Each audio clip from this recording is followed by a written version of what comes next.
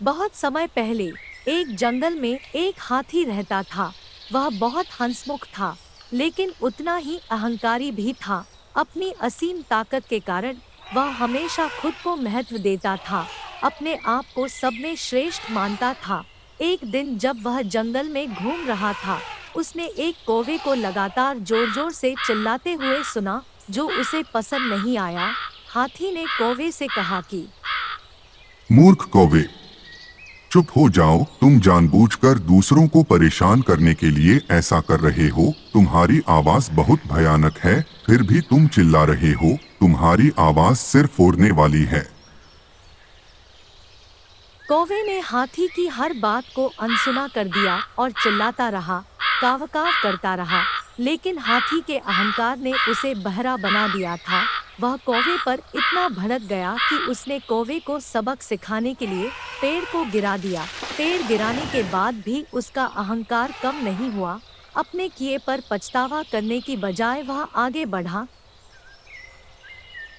जैसे ही वह आगे बढ़ा, उसे एक छोटी सी चींटी मिली। उसने उसका मजाक उड़ाया और कहा, ओ छोटी चींटी, तुम इतनी असुरक्षित हो कि किसी भी क्षण मर सकती हो। जरा अपनी ओर देखो, तुम कितनी छोटी हो।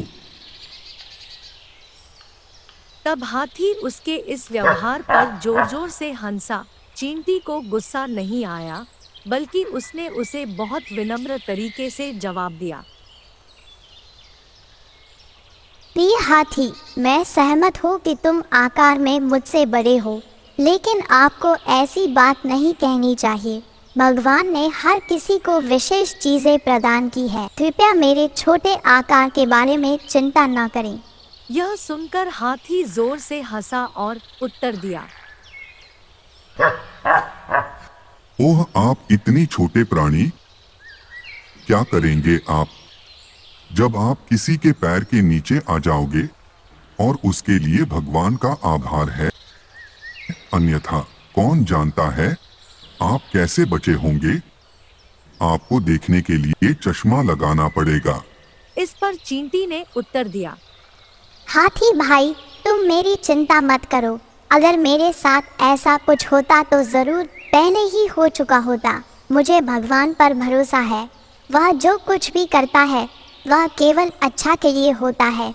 अगर उसने मुझे इस साइज का बनाया है तो जरूर कुछ अच्छा होगा।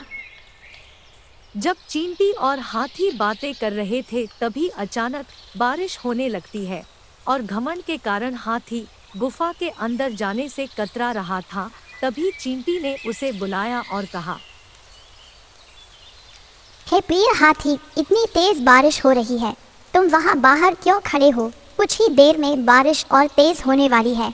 आप अंदर आ जाएं तो बेहतर रहेगा। यदि आप बहुत देर तक भीगते रहोगे तो आपको सर्दी लग जाएगी। मैं आपको अंदर आने का सुझाव देती हूँ। यह सुनकर हाथी गुफा के अंदर जाने के लिए तैयार हो गया। अपने विशाल आकार के कारण वह अंदर नहीं जा पा रहा था, लेकिन किसी तरह से अंदर जाने में कामयाब रहा। अंदर जाने के बाद भी उसकी हैकड़ी खत्म नहीं हुई।